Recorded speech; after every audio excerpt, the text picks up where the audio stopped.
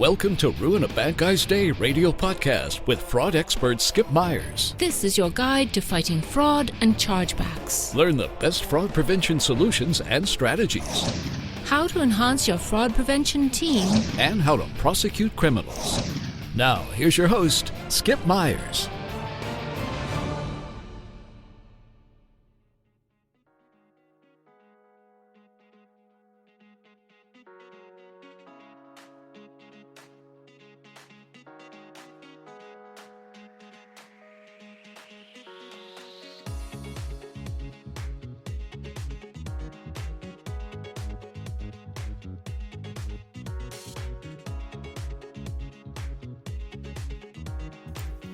Hello, everyone.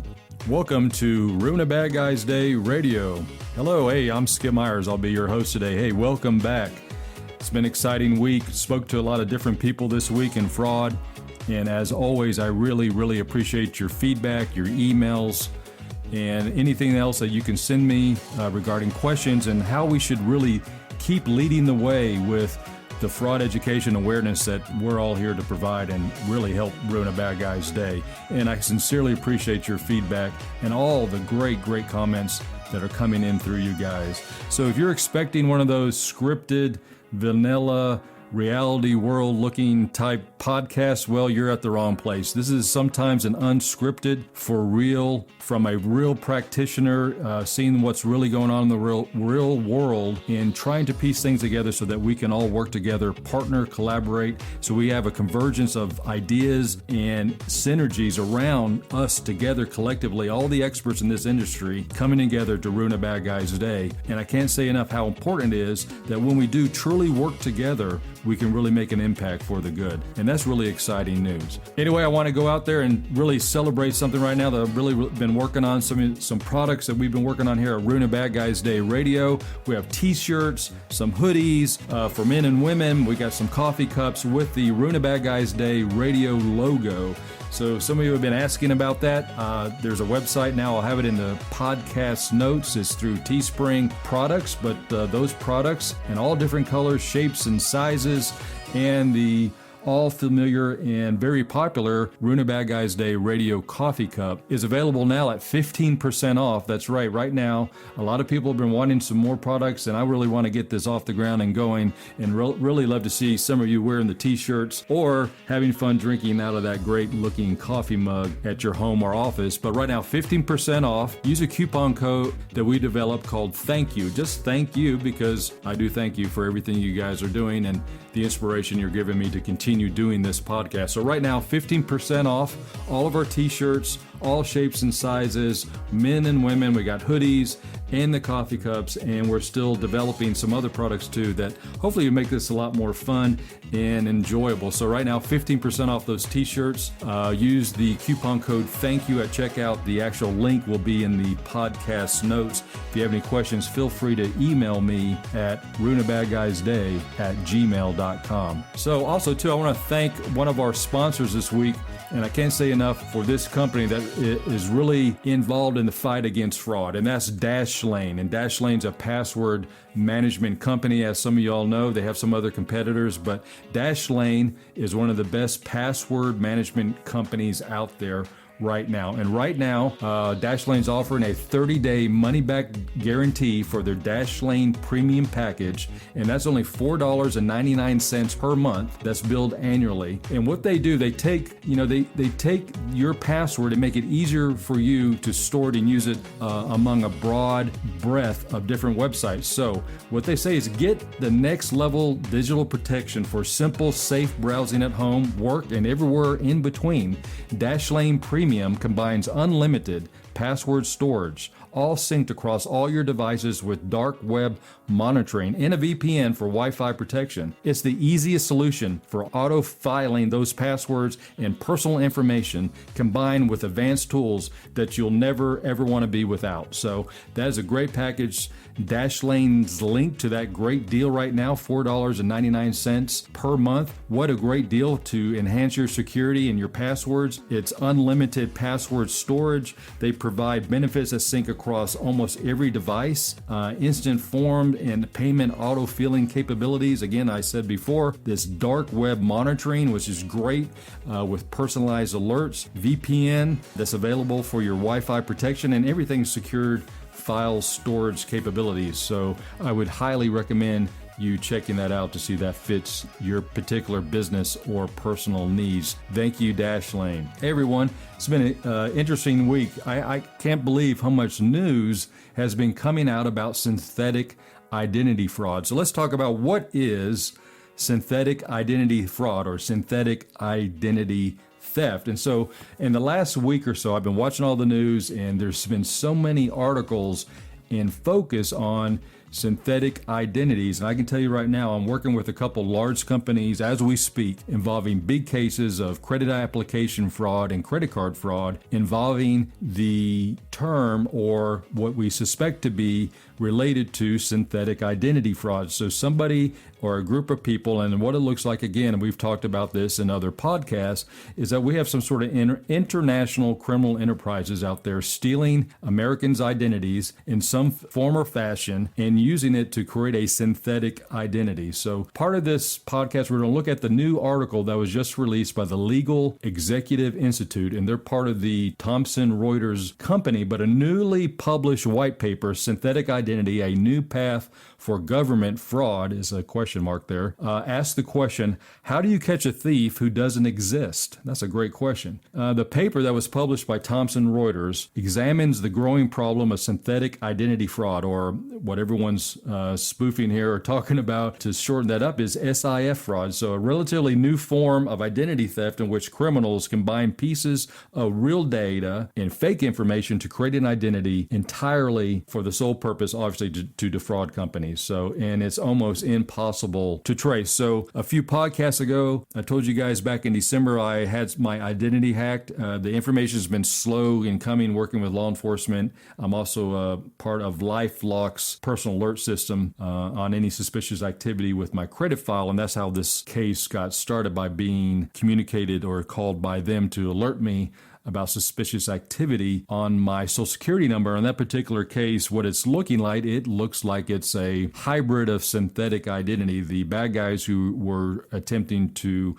obtain credit at a women's clothing store, national clothing store, use my Social Security number, but other fictitious or bogus pieces of information. And that fits exactly into this synthetic identity phenomenon that's going on right now. Doesn't fit entirely into what I believe to be the real source of the problem, where the synthetic identity belongs to someone that has a Social Security number that hasn't created, or someone that has a Social Security number that hasn't been registered with a major credit bureau. So that's what true identity theft is. We'll get into that more a little bit here in a minute. But unlike traditional identity fraud, where someone actually steals a person's identity, this paper explains how SIF perpetrators often begin with just a single piece of legitimate personal data, like a Social Security number. And then they start constructing this file, full name, it's a false identity, all circling around this information. And what happens is that they concoct this package that looks very much like the identity of a real person. Why else would you do it?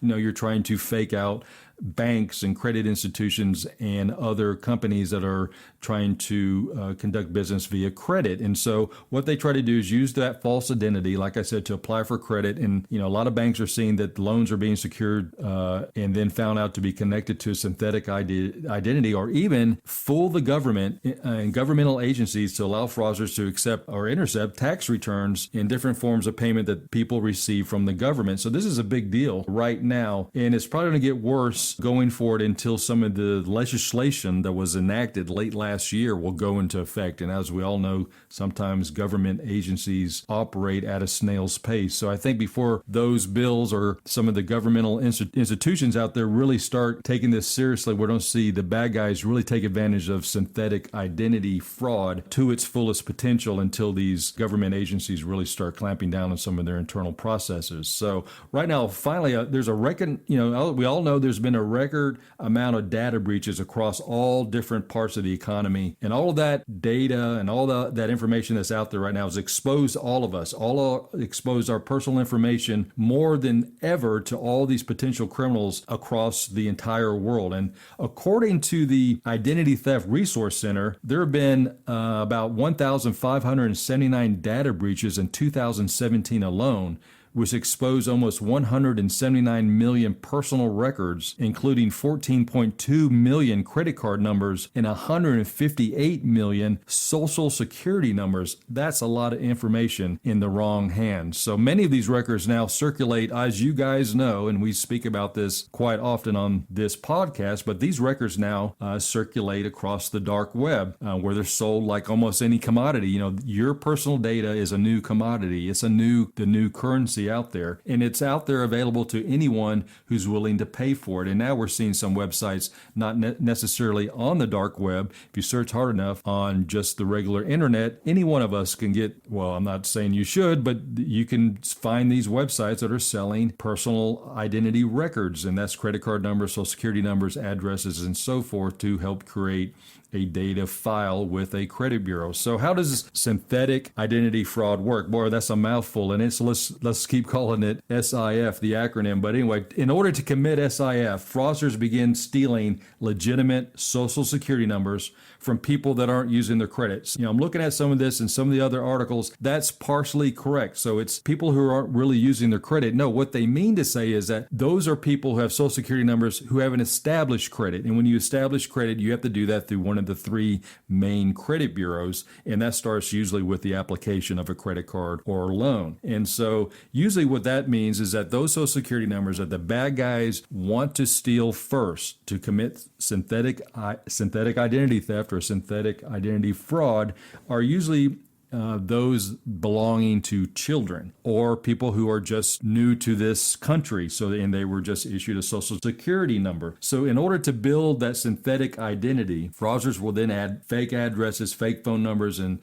even create social media accounts because they know how the system works and how a lot of different investigators or underwriting in different companies that issue credit search and investigate a credit background. And so that's where everything starts to begin. And then while they're using these synthetic identities, thieves begin applying for more and more credit online. And basically they know they're going to get turned down because we all know the legitimate way. I know when I was younger and I was so excited to get my first credit card at a major department store, I was declined. I was too young. I didn't have established credit or a payment, with any apartment complex or car dealership. So I had no credit. So I was turned down quite often until I finally got my first credit card with a much smaller department store, and I think it was only for about $500. But as long as you're paying on time and you're paying your bills and you pay it off, sometimes these institutions will raise your credit line and you'll use your credit card and you make your payments on time and then you pay it off, and then you're starting to look a lot better with the credit bureaus. Your credit score starts going up. You're more worthy of receiving credit because there's less risk involved with giving credit to someone who has a credit history, especially one that is really good. So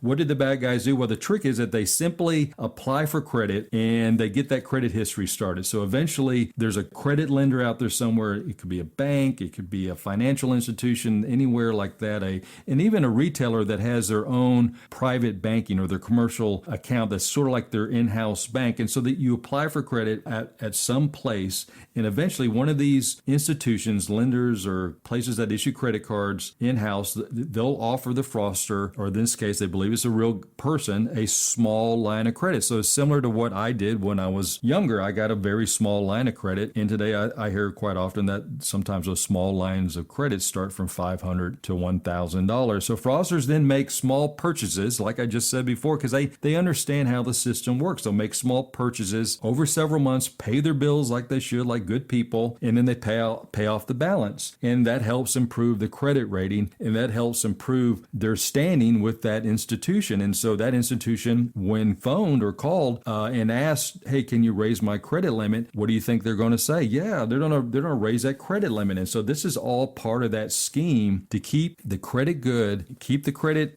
limit rising, so that eventually the bad guys are going to bust out of that and defraud that company. So a lot of times when that credit reaches a certain number, and we don't really know what that is, it's probably on an individual bad guy basis, but I'm sure they wait and they have the patience until it gets large enough, thousands and thousands of dollars. And then again, like I said, they bust it out. They max it out. They go out and on a spending spree with zero intention of making any payments ever again. So these criminals are very organized and extremely sophisticated, and they play the long game because they know how the system works, and they use the system, against itself. So large gangs of criminals sometimes will start these processes years in advance, and then in creating all these different fake identities, and then finally pulling everything together and really busting it out. So it's very difficult to catch, very difficult to monitor or investigate, because the sole purpose of this fraud, and if you look up fraud in the dictionary, and I was asked about this recently on a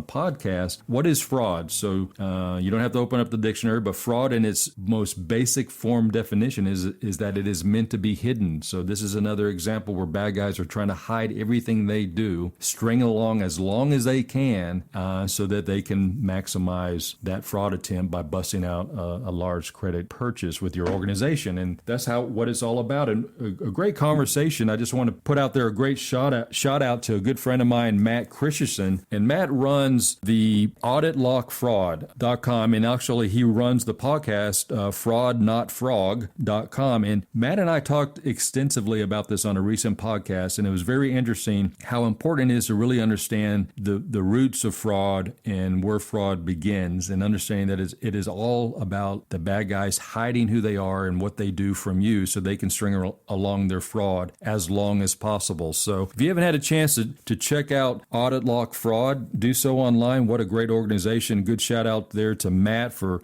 putting together a great website to enhance the awareness and education for all of us to really ruin a bad guy's day. And check out fraudnotfrog.com, and I'll put that URL in the pod notes. That's Matt's link to his podcast. It's a great website, and again, great information there to help fight the bad guys. Way to go, Matt. Hey, on a second note here, let's go in a little deeper here, and I'm collecting some other different articles here about synthetic identity theft or synthetic identity fraud. Well, what a mouthful, right? But anyway, recently Juniper Research, a big research company, put out information about online payment fraud losses are set to more than double over the next 5 years, and to reach a staggering loss figure about $48 billion. That's amazing, isn't it?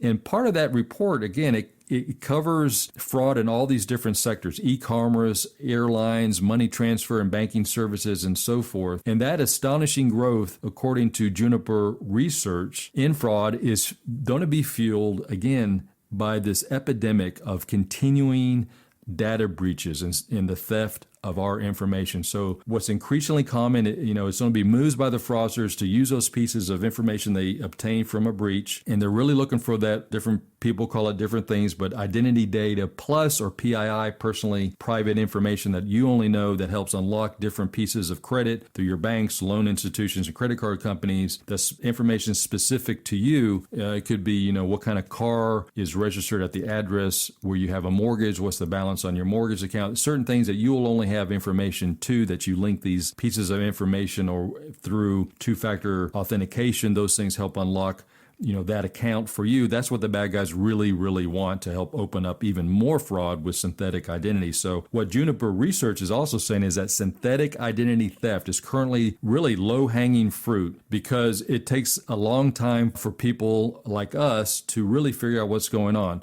They're very patient. The article says that, even though it takes time for the fraudsters to establish, many of their targets are not set up to detect all these behavioral giveaways, they say, and that may indicate this type of fraud. So a lot of companies were still not set up to really truly identify when synthetic fraud is occurring at our organization. So synthetic fraud, they say, is reportedly the fastest growing type of identity fraud in the United States, and it accounts for an estimated 80 to 85% of the total. That's amazing. So remember that synthetic ID theft or ID fraud is not always using your real name, your real address, or phone number. It's a combination of fake information and a social security number. And again, that's a social security number probably that has been established with a child. So let's talk about this for a second. You're going to hear a lot about CRAs. Well, CRAs are credit reporting agencies. So who are the CRAs? Well, that's Experian, TransUnion, and Equifax. Those are the main credit reporting agencies or credit bureaus that we call it here in short. And so why is this important? Well, because how many digits is your social security number? Well, that's right, 9 digits. Your social security number is 9 digits. And so a credit profile or a credit profile number is made up of 9 digits. And so those 9 digits are in your credit profile or called your credit profile number within the credit bureau. And so why is this important? Well, that file is initiated with the credit bureau upon someone reaching out to apply for credit or a loan. And if you're a child, well, no one's a child on the phone right now, but young children are issued social security numbers. Well, they're not out there applying for credit cards, are they? No, they're not. So these are new, unused social security numbers not on file with any credit bureau, any credit reporting agency. So children's social security numbers are out there on the dark web for sale. And again, they call it a child or children fools, FULLZ, bad guy language, to get the full name, address, and social security number of this child. Now, why is this important? Well, let's go back. Why do people get social security numbers for children in the first place? Well, a social security number in the United States, as we all know, is a way to identify not just yourself, but your child. So any of you have children, or you don't yet, this is how it works. So in the United States, your child will need a social security number in order for you to claim a child-related tax break, or something that's related to a dependent exemption or a child tax credit on your income tax return. So that's really important that you have to get a social security number for your kid. And again, to add your new baby to different records. And so what you're adding your new baby to what other record do you think? So you need a social security number to do that with your health insurance plan. A lot of people who have children start saving up a college savings plan. Well, you need a social security number for your kid for that too. A lot of people,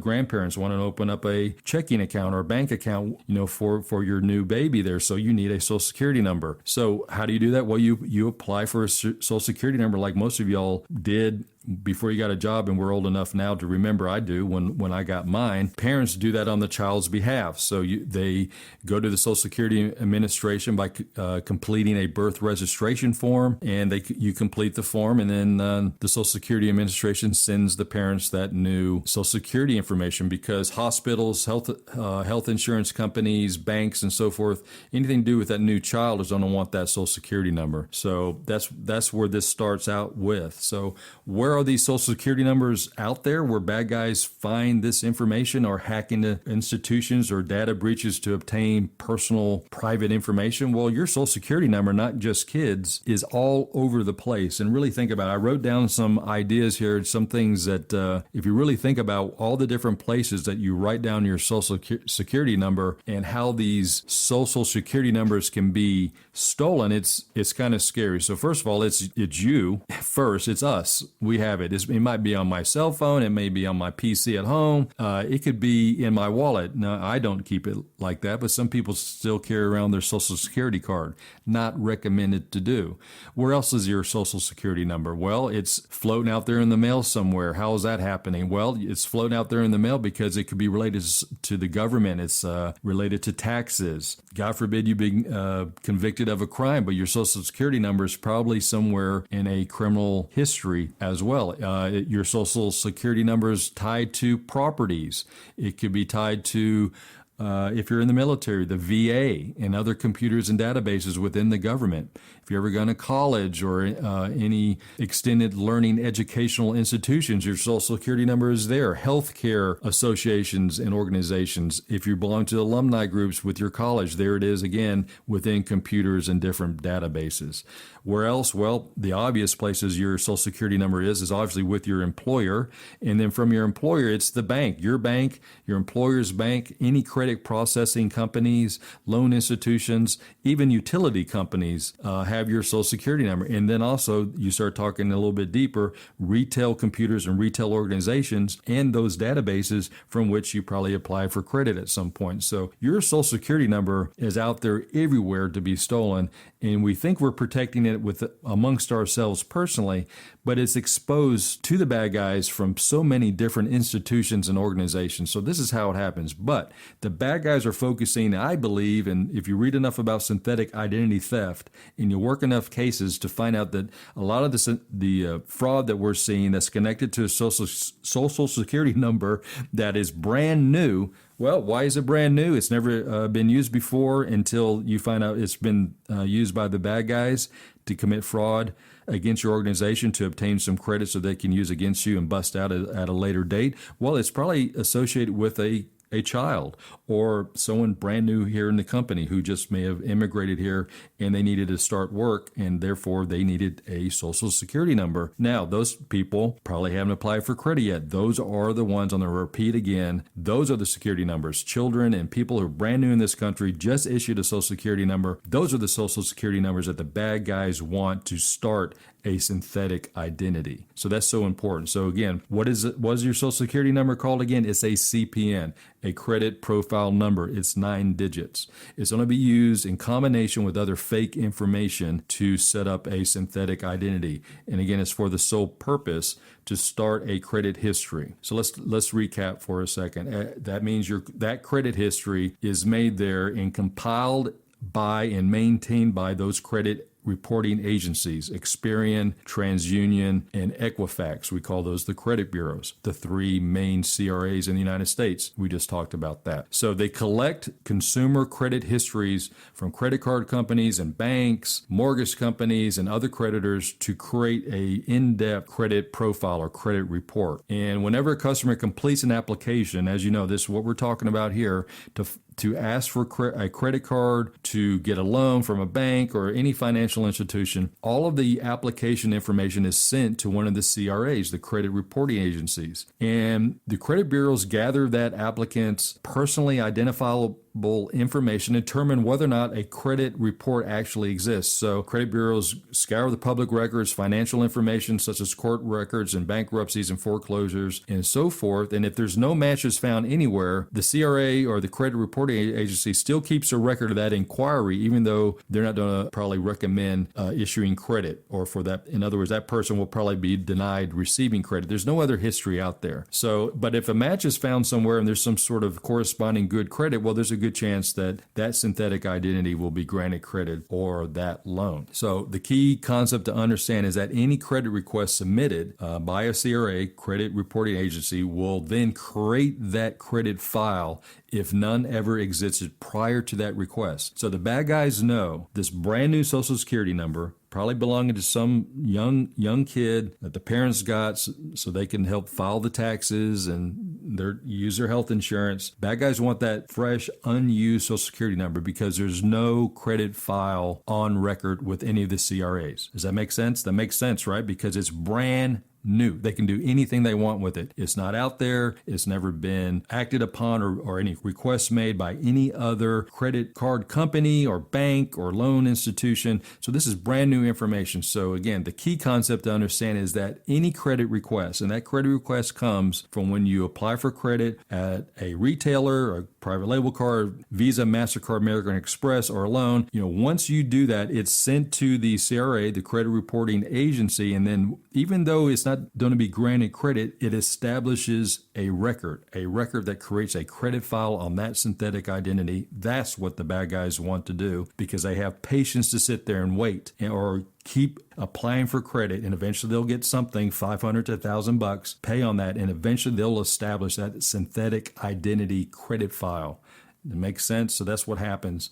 That's the sole purpose of this, to create a synthetic identity. It looks legit at first. It looks like a new person who's just trying to, get their life started by applying for credit or a loan. And they do this by stealing usually young people's or new people in the United States social security number. And let's not forget where your social security number, it's embedded in every database around the world and the country, unfortunately. And it's so important. It will unlock so many things for the bad guys. That's why it's so important. Said it before, to protect your passwords. Probably go out there and have some sort of identity theft monitoring company. They're very low cost. It's very simple to implement. At least give you a leg up on what's out there, and so that you can be alerted immediately if your identity has been stolen and being used to obtain credit for fraudulent purposes. So here's some good news. A lot of my colleagues out there have been talking about this, and there's so many people who don't know this yet. This is very important. So right now, there's been a law. Okay, right, it's out there right now, but late last year, a law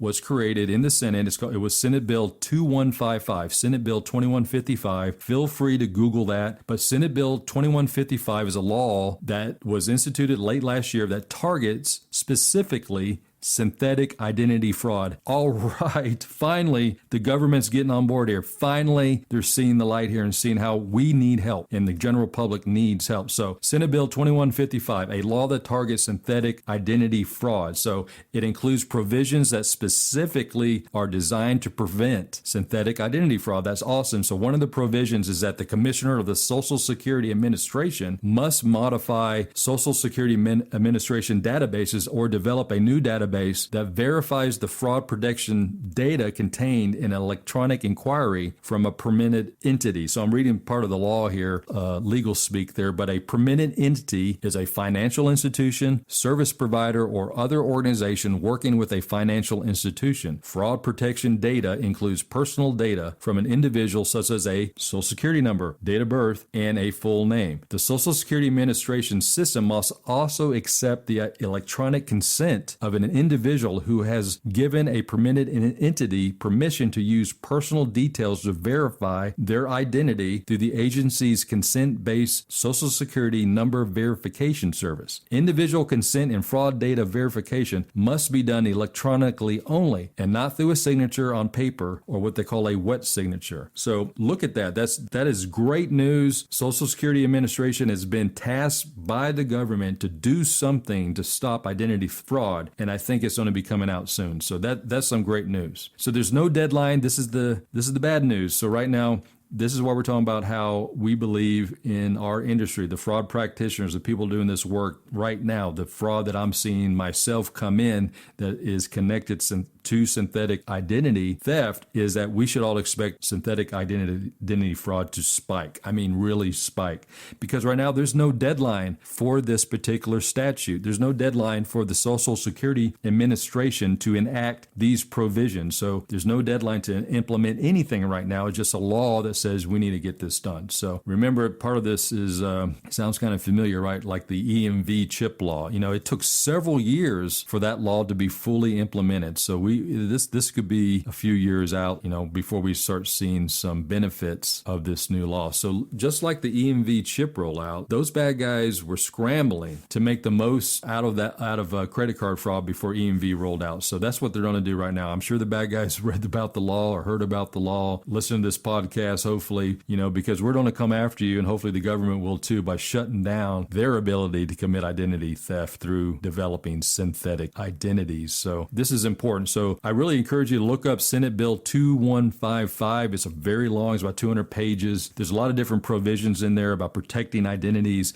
from the government and financial institutions. Anybody else that's securing customer data is going to amped up a little bit more for different organizations to do a better job securing that data, and it's really worthwhile looking. So if you haven't looked at that, Senate Bill 2155 targets in a provision within that bill synthetic identity fraud and a lot of different other provisions to protect people's identities from fraudsters. So that is a great bill. Read that. It's really worth looking at. And I would encourage you, if your corporate counsel or anyone else within your IT team or your cybersecurity team, operations, or anyone involved with your web development teams, understand that bill, because there's a lot of different information in there that relates to protecting customers' information. Hey guys, I hope everybody enjoyed the podcast today. It's been great talking about this. I think we're going to talk a little bit more about synthetic identity fraud. I think that's called SIF for short. I think I'm going to use that more often next. It's a little bit of a tongue twister. So just remember about some of the provisions or some of the real important information within this podcast. A lot of this is still evolving, and it's very dynamic how the bad guys are operating. I would imagine, knowing that how bad guys operate, they don't take some of this information and trying to twist it around to use it to their advantage while they can. And that's why we're, like a lot of the reports are saying, we should see a spike in synthetic identity theft going forward up until the government really gets a handle on what they should do with the Social Security Administration to help protect our Social Security numbers. But anyway, I just want to circle back to you guys and really say thank you again for everything you guys are doing. It's a great inspiration. It's always great to hear from you guys, a great feedback. I said last week that we're going to amp up the podcast by, introducing certain guests, fraud practitioners, even maybe some fraudsters that I know that have gone to the good side. They're not on the dark side anymore. But to really highlight what's important about fighting fraud and ruining bad guys' day, it's really at the grassroots level. It's us, the practitioners, doing it every day, grinding it out, trying to make a difference by building awareness and education amongst our peers and the general public, and importantly, our organization, so that we can really do a better job really stopping the bad guys who are trying to ruin our day. So again, a good shout out there right now. Go to Teespring. I'm going to have the podcast link in my notes for any Ruin a Bad Guys Day radio products. I'm offering 15% off discount. I get coupon code thank you, so 15% off any of those Ruin a Bad Guys Day radio t-shirts, hoodies, and coffee mugs. I'd love to see you guys wear it or even have the coffee mug.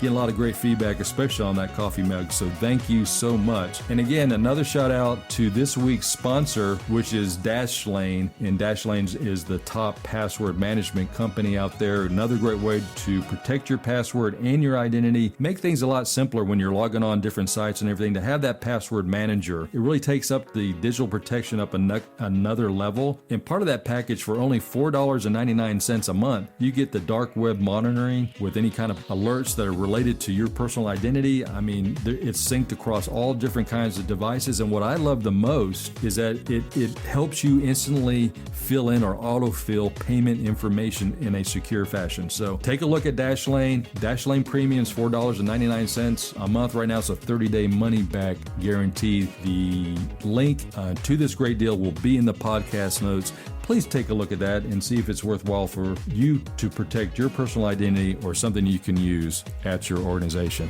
Hey everybody, thank you very much and welcome back to Ruin a Bad Guys Day Radio. Looking forward to talking to you very soon. Have a great week. Thanks for listening to Ruin a Bad Guys Day Radio Podcast with Skip Myers. If you liked our show, please tell your friends and colleagues. You can learn more about us at ruinabadguysday.com or visit us on Twitter and Facebook at Ruin a Bad Guys Day. Join us for another episode of Ruin a Bad Guys Day Radio Podcast. The information provided in Ruin a Bad Guys Day Radio Podcast is for informational purposes only. It should not be considered legal or financial advice. You should consult with legal counsel or other professionals to determine what may be best for your individual or organizational needs.